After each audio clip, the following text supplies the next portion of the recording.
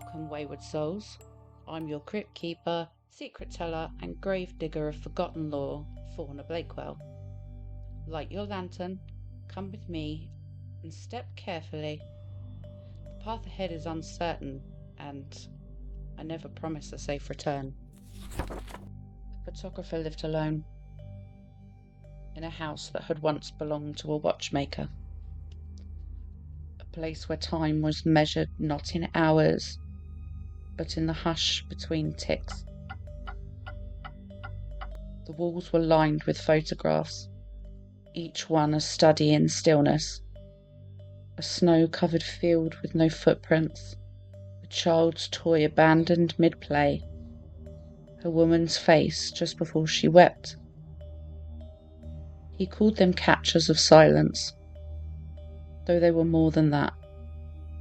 They were moments where the world was paused, held its breath, and allowed him to listen to what wasn't being said. His name was Elliot Varn, not famous, not forgotten, just quietly known among those who sought the kind of art that made you lean in, unsure whether you were hearing something or remembering it. He used no digital tools, no filters, no enhancements, only film, only light, only the patience to wait for silence to arrive. Each morning he walked the perimeter of his home with a camera slung like a talisman across his chest. He photographed shadows that didn't move, reflections that didn't ripple, and doorways that seemed to lead nowhere. He believed silence had a shape, and if you framed it just right, it would reveal itself. Not as emptiness, but as something more. One day a letter arrived. Handwritten, no return address. The paper smelled faintly of myrrh and mildew, and inside was a request for his time. It read, "There is a chapel in the woods near Grenton Cove. It has no congregation, no hymns, no echo. Photograph it. One image only. Frame the silence."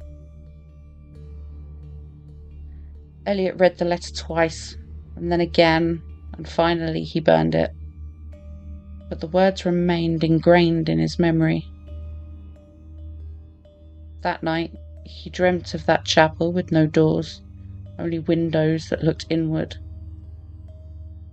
He woke with the taste of dust in his mouth and the sound of nothing pressing against his ears like water. By morning he had packed his camera, his tripod, and a single roll of film. He left the house without locking it. Silence, he believed, would keep intruders away. The woods near Grenton Cove were not marked on any map Elliot owned, but the path seemed to reveal itself as he walked, as if the trees had been instructed of his arrival. They leaned inward, their branches forming a kind of cathedral vault overhead, filtering the light into long slanted beams that made the air look thick, almost liquid. No birds sang, no insects stirred. Even the wind, which had followed him faithfully from the village, seemed to halt at the tree line, unwilling to enter. The chapel stood at the heart of a clearing at the end, half swallowed by ivy and thyme. Its stone facade was pitted and pale, like bone left too long in the sun, and the bell was missing from the tower. The door hung slightly ajar, not from neglect, but as if it had been opened once and never closed again.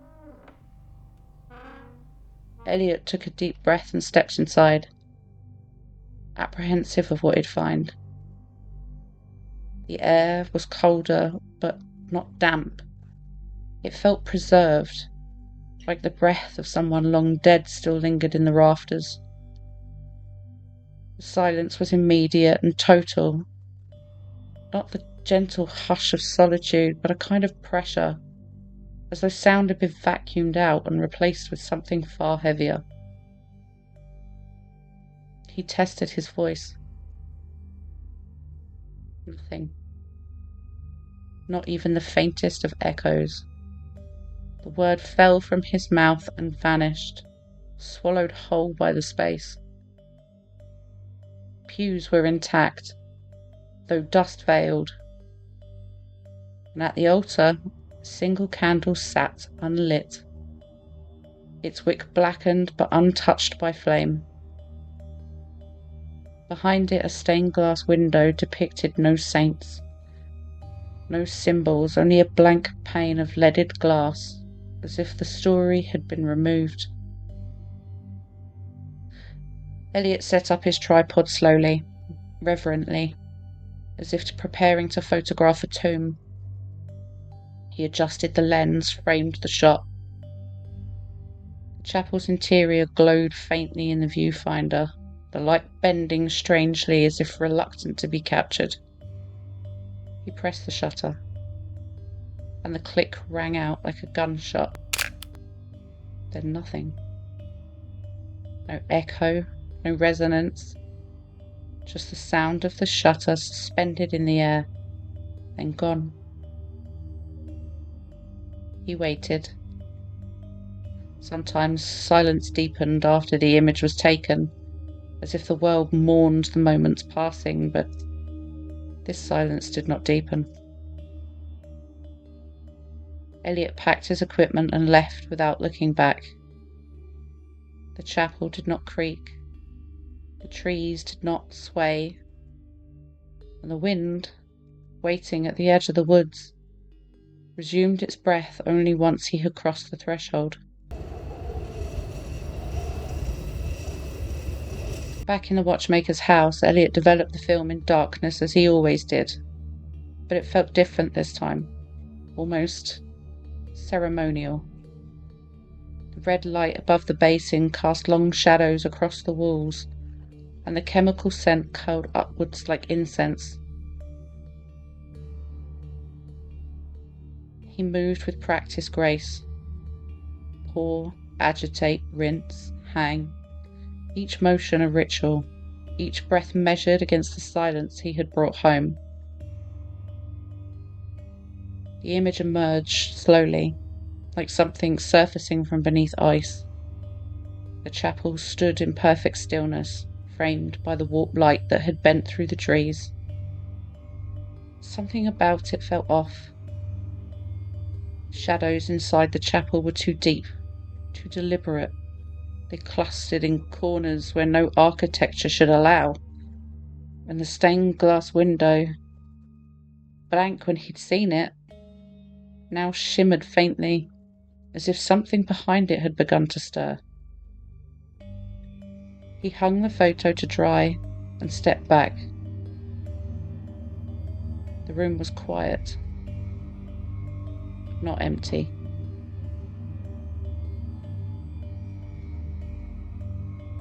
A sound began. Faint. Impossible. Not from the speakers and not from the street, but from the photograph itself. It was not a scream in the human sense, not pain, not terror. It was recognition. A sound like a breath caught sharply in your throat, a sound that whispered, "I see you." Elliot leaned in, and the sound grew louder, not in volume but in presence. It filled the room without vibrating the air. It pressed against his chest, his teeth, the backs of his eyes. He closed his ears with his hands, but the sound remained, inside him now like a memory, ingrained in his very DNA. Twisting and writhing, Elliot collapsed to the ground, clinging to his head. As quickly as the pressure came on, it dissipated, leaving him feeling drained and hollow. Rising to his feet, he headed back to try to photograph the photograph, to capture the anomaly somehow. But the new image came out blank. Not overexposed or underdeveloped, just erased. That night he placed the photo in an envelope in the bottom drawer of his desk and locked it. The sound did not stop. It followed him into his sleep, into dreams where the chapel stood roofless beneath a sky that was not a sky, but an endless hollow that stared back. In the morning he found the drawer open and the photo lay on the floor face up, and the shadows that stood in the corners of the chapel had moved across the image and seemed to face the lens directly, staring. The sound did not fade.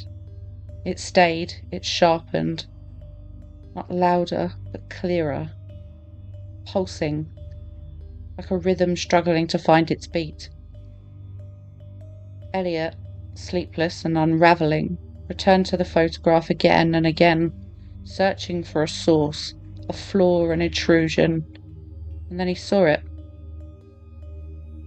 Near the altar, tucked just behind the unlit candle, was a small object he hadn't noticed before. A metronome. Wooden, older than memory. Its pendulum caught mid-swing. It hadn't been in the chapel. He hadn't photographed it. And yet, the photograph insisted. There it was. Perfectly centered and impossibly still. It reminded him of the watchmaker's house, of the way time had always felt suspended there, as if the clocks were not measuring hours but holding them hostage. Desperate for understanding, Elliot travelled to the city to meet with Dr. Halberd, an archivist of sound. Her office was buried beneath a university library, behind a door that required no key. She greeted him without words and gestured to a room lined with reel-to-reel tapes, phonographs and spectral analysis charts that looked more like seismographs than music. "You captured a layered silence," she said, after examining the photo. Not the absence of sound, but the burial of it. This chapel in particular was rumoured to be used for acoustic ritual. Places like this were often built to contain noise. When Elliot asked what kind of noise, she paused, seeming unsure of her own thoughts.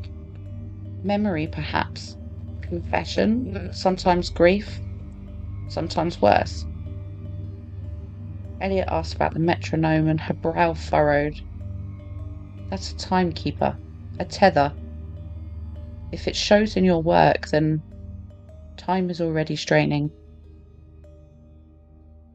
He asked what would happen if the metronome began to move.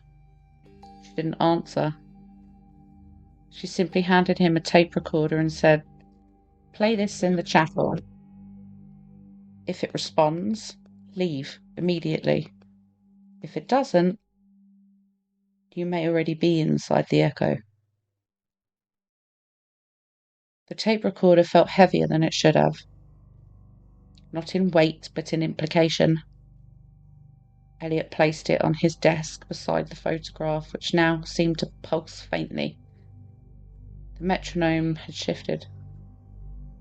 Its pendulum hung lower, as if gravity had deepened. His mind turned to the history of the chapel, its origin story, so to speak. He began to research the chapel online and at the village library, but found no records. No blueprints existed. No congregation ever mentioned in village history. But just as Elliot had lost all hope, in a forgotten corner of a photography journal from 1973, he found a name. Thaddeus Meyer. A photographer known for capturing the absence of presence. His final exhibition had been titled The Stillness Collector. It had been shut down after one viewing. The gallery had claimed the images caused auditory hallucinations. After researching the name, Elliot tracked down the gallery's former curator, now retired and reluctant to speak with anybody. She remembered the photographs. You looked at them and felt like someone or something was listening through them. One image in particular made a child scream. Nightmares for months, the poor thing. She showed Elliot one surviving print titled A Chapel. It was the same chapel, but in Thaddeus's image the metronome was swinging, and in the corner, barely visible, was a reflection in the glass. Thaddeus himself, mouth open, eyes wide, caught mid-scream. Disappeared, she interjected. Left behind his camera, his film, all of his notes, and a single roll of undeveloped film that no one's dared to process. Asking where the film was now, she hesitated before handing him a small, plain, cold tin box, and inside the film roll, wrapped in thick black cloth sealed with wax, and the wax bore a symbol. 2 concentric circles, one broken, one whole. The same symbol etched into the chapel's altar, though Elliot had paid it much never mind until now. Later that night he dreamt of Thaddeus, not as a man but as a photograph. Flat, glossy, staring, wide-eyed and screaming silently. The metronome ticked in the background, each swing slower than the last, until time itself seemed to stall. Elliot awoke with the roll of film clenched in his hand, yet had no memory of opening the box at all. As he stood and headed downstairs, he was instantly drawn to the photograph. It had changed again. The candle on the altar was now aflame, and the shadows had begun to creep towards the metronome. Elliot chose not to develop the film. Instead, he simply held it tight, night after night, waiting for it to communicate.